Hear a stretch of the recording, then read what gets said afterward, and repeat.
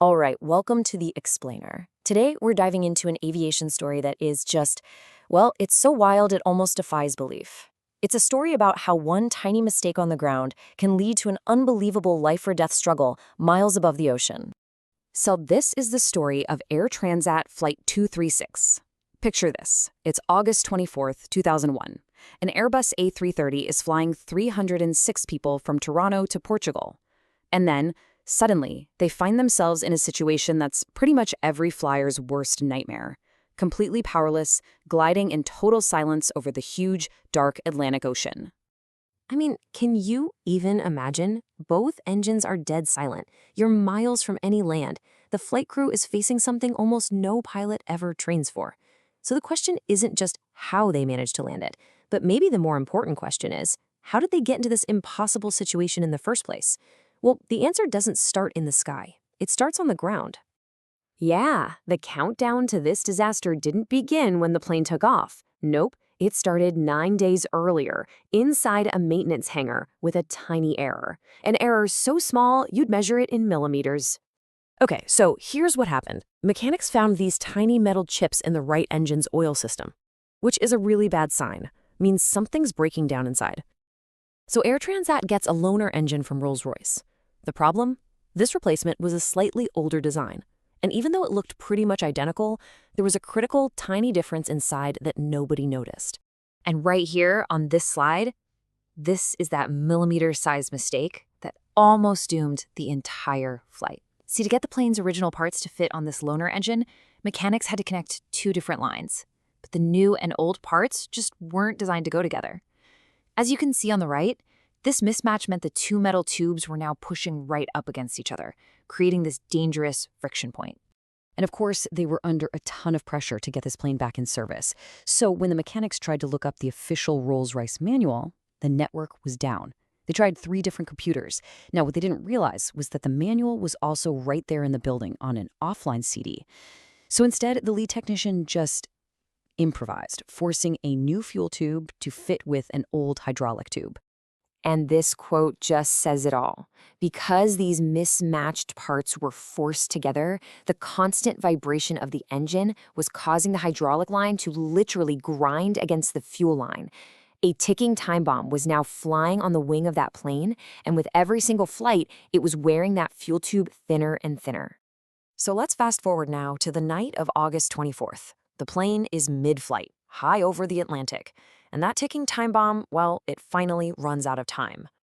After days of that constant friction, the fuel tube finally cracks open. Fuel starts pouring out into the night sky. But here is the truly terrifying part. The Airbus A330 had no direct sensor to warn the pilots about a fuel leak. So up in the cockpit, they were completely blind to the catastrophic problem that was unfolding just a few meters away from them. It's almost an hour later when the first sign of trouble finally pops up on their screens, a fuel imbalance warning. The right wing tank, where the leak was, had way less fuel than the left. But the crew had actually seen this kind of warning before, so they just diagnosed it as a common and usually minor computer glitch. And this is where a second, really critical error happens. Instead of pulling out the physical paper checklist for this problem, the crew just performs the procedure from memory.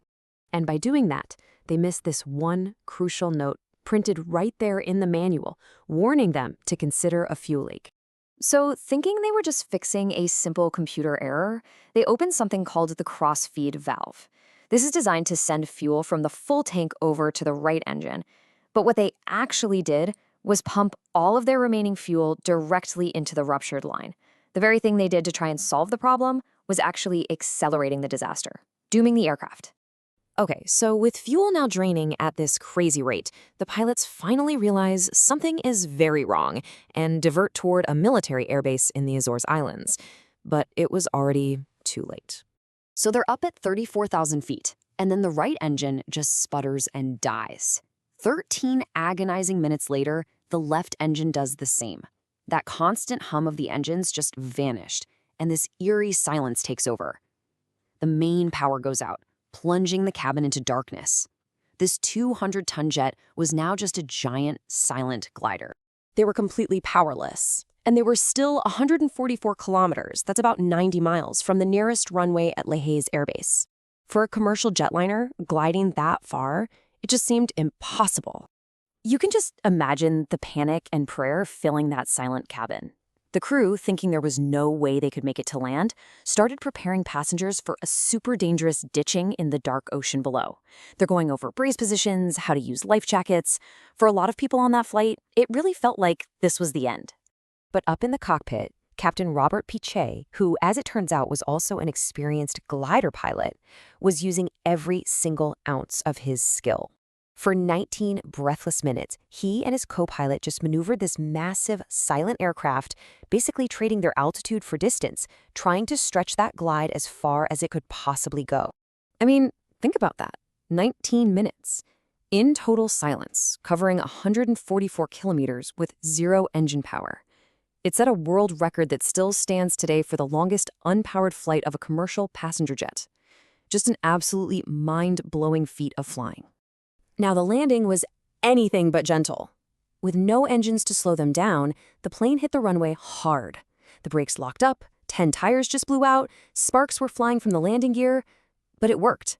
Within 2 minutes, every single one of the 306 people on board was safely evacuated. There were no fatalities. And Captain Piché was instantly hailed as a hero. But then, just days later, a media firestorm kicks off when it comes out that nearly 20 years earlier, he had actually served part of a 5-year jail sentence in the U.S. for drug trafficking.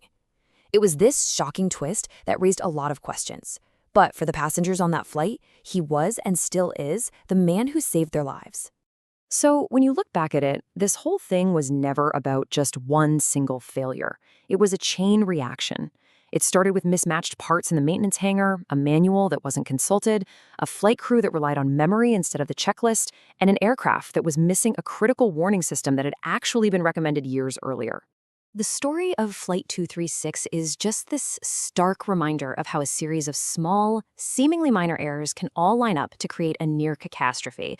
But it's also this powerful testament to the incredible difference that human skill, experience, and just staying calm under unimaginable pressure can make. It really leaves you wondering, what other unseen procedures and what quiet expertise keep our own complex world from falling apart every day?